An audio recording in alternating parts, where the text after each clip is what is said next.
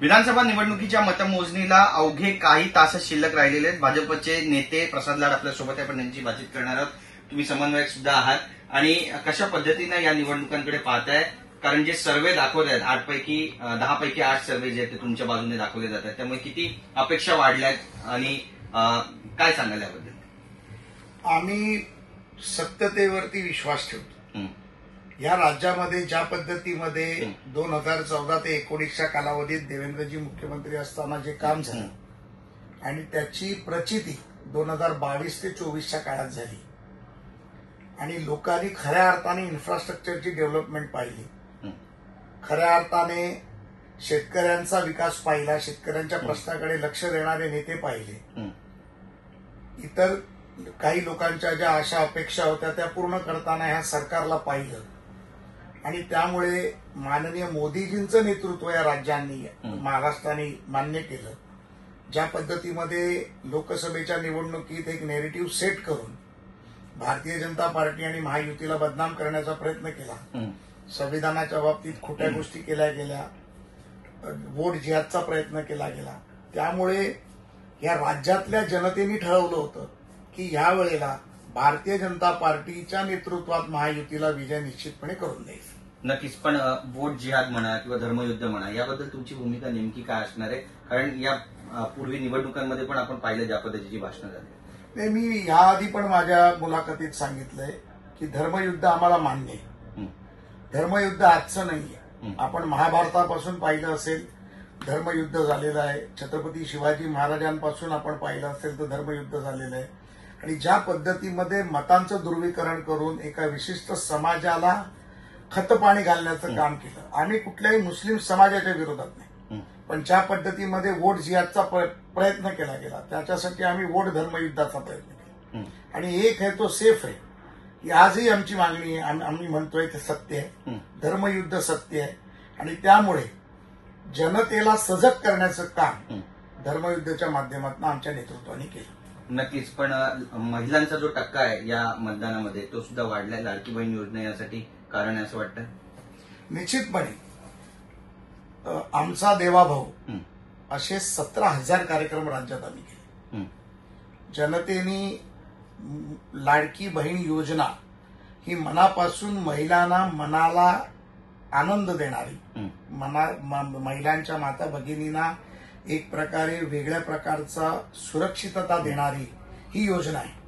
त्यामुळे मला वाटतं की या योजनेचा लाभ निश्चितपणे सर्वसामान्य घरातील गोरगरीब कष्टकरी शेतकरी माझ्या भगिनींना झाला आणि तो फायदा झाल्यामुळे या भगिनींनी आमच्या भावांकडे, लाडक्या भावांकडे, मग लाडके देवाभाऊ असतील, लाडके मुख्यमंत्री असतील, लाडके अजितदादा असतील, ह्या सर्वांकडे पाहिलं आणि निश्चितपणे हा मताचा टक्का जो वाढलाय हा मला वाटतं की 100% महिलांचं मताचं प्रमाण आपण जर पाहिलं तर निश्चितपणे हे भाजपा महायुतीच्या पारड्यात पडेल याची मला खात्री आहे। नाही, पण जर समजा याचं उलटं झालं, जर महायुतीला तितकं बहुमत मिळालं नाही आणि विरोधी बाकावर बसण्याची वेळ आली तर मग काय कराल?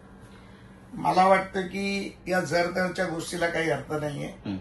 तुम्हीच पहिल्यांदा प्रस्तावित सांगितलं की 10 पैकी 8 सर्वेनी सांगितलं, ज्या 2 सर्वेनी सांगितलं त्यांची स्वतःची क्रेडिबिलिटी किती ही तुमच्या चॅनललाही माहिती आहे, आम्हालाही माहिती आहे, जनतेला माहिती आहे। त्यामुळे माझं असं स्पष्ट म्हणणं आहे की सर्वे काय म्हणतात यापेक्षा जनतेची जी फिलिंग आहे की माझा देवाभाऊ, माझा भाजप, माझी महायुती, माझे मुख्यमंत्री आणि केलेली कामं, मग ती लाडकी बहीण असेल, शेतकरी सौर ऊर्जा पंप असेल, शेतकऱ्यांची वीज बिलीची माफी असेल, सिंचन उपसा प्रकल्प असतील, सोयाबीन कांद्याचा भाव असेल, इन्फ्रास्ट्रक्चरची कामं असतील, माननीय पंतप्रधानांच्या आवास योजनेतून 4 कोटी केलेली घरं असतील, रस्त्याच्या जाळं असेल, मेट्रो असेल, मोनो असेल, रस्त्याचं जाळं असेल, अशा अनेक योजना ज्या माध्यमातून या राज्याला विकसित महाराष्ट्राकडे घेऊन जाण्याचं काम केलं आणि महाराष्ट्र हे तो राष्ट्र आहे ह्या भावनेतून जनतेने आज खंबीरपणे उभं राहण्याचं काम केलं। माझी लाडकी बहीण आमच्या मागे उभे राहिली, माझा लाडका शेतकरी माझ्या मागे उभे राहिला, माझे लाडके कामगार माझ्या मागे उभे राहिले, कष्टकरी उभे राहिले, कामगार उभे राहिले, युवक उभे राहिले, युवती उभ्या राहिल्या, तरुण उभे राहिले आणि संपूर्णपणे महायुतीच्या मागे खंबीरपणे हे राज्य उभं राहिलंय. आपण जे पाहतात, माझं तर म्हणणं आहे उद्याच्या निकालानंतर आपल्या लक्षात येईल की किमान 185 पेक्षा जास्त जागा या महायुतीने जिंकलेल्या आहेत. नक्कीच, पण दावा तर त्या पक्षाकडून पण केला जातोय, विरोधी पक्षाकडून, की आमचं सरकार बनेल, आमचा मुख्यमंत्री बनेल. विजय वडेट्टीवार तर म्हणतात की उद्या 12 तासाच्या आत मुख्यमंत्री देणार. निकाल लागला. झूट बोल पण नीट बोल ही महाविकास आघाडीची नेहमीची सवय राहिलेली आहे.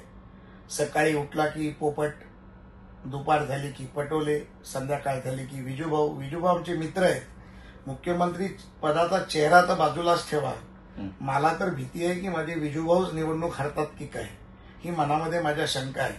त्यामुळे विजूभाऊ हरू नये, परंतु आता जनतेनेच जर ठरवलं असेल तर त्याबद्दल मला काही बोलायचं नाही. एक शेवटचा प्रश्न आहे. 5 वर्ष भाजपचा मुख्यमंत्री नव्हता, भाजपला कळ काढावी लागली, सोसावी लागली, त्यामुळे आता यावेळी भाजपचा मुख्यमंत्री होणार का? सर्वसामान्य जनतेच्या मनातही हा प्रश्न आहे. बघा, आम्ही पहिल्या दिवसापासून सांगितलंय की आमचा मुख्यमंत्री हा महायुतीचा मुख्यमंत्री असेल आणि महायुतीचाच मुख्यमंत्री महायुतीचे 3 नेते मिळून ठरवतील. सन्माननीय केंद्रीय मंत्री अमित शहा जे असतील, माननीय पंतप्रधान असतील, हे मिळून मुख्यमंत्री पदाचं नाव ठरवलं जाईल. आपण जर भारतीय जनता पार्टी म्हणून जर म्हणाल तर जसं आमच्या प्रदेशाध्यक्षांनी सांगितलं, बावनकुळे साहेबांनी, की भारतीय जनता पार्टीच्या कार्यकर्त्यांच्या मनामध्ये देवाभाऊ मुख्यमंत्री व्हावे इच्छा आहे आणि प्रत्येक कार्यकर्त्याच्या मनात असली पाहिजे. शिवसेनेच्या कार्यकर्त्यांच्या मनात त्यांचा मुख्यमंत्री व्हावा, दादाच्या कार्यकर्त्यांच्या मनात त्यांचा व्हावा, काँग्रेसच्या मनात त्यांचा व्हावा, उभाटाच्या मनात तर सगळ्यांच्या मनात नसेल तरी त्यांच्या मनात असतं की ते व्हावे. पण भारतीय जनता पार्टीचा पदाधिकारी म्हणून, कार्यकर्ता म्हणून विचाराल तर निश्चितपणे मला वाटतं की देवाभाऊ हे मुख्यमंत्री राज्याचे झाले.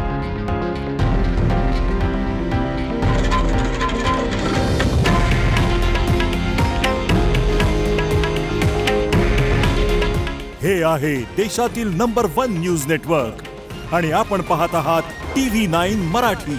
काळजी तुमची, हित महाराष्ट्राचं.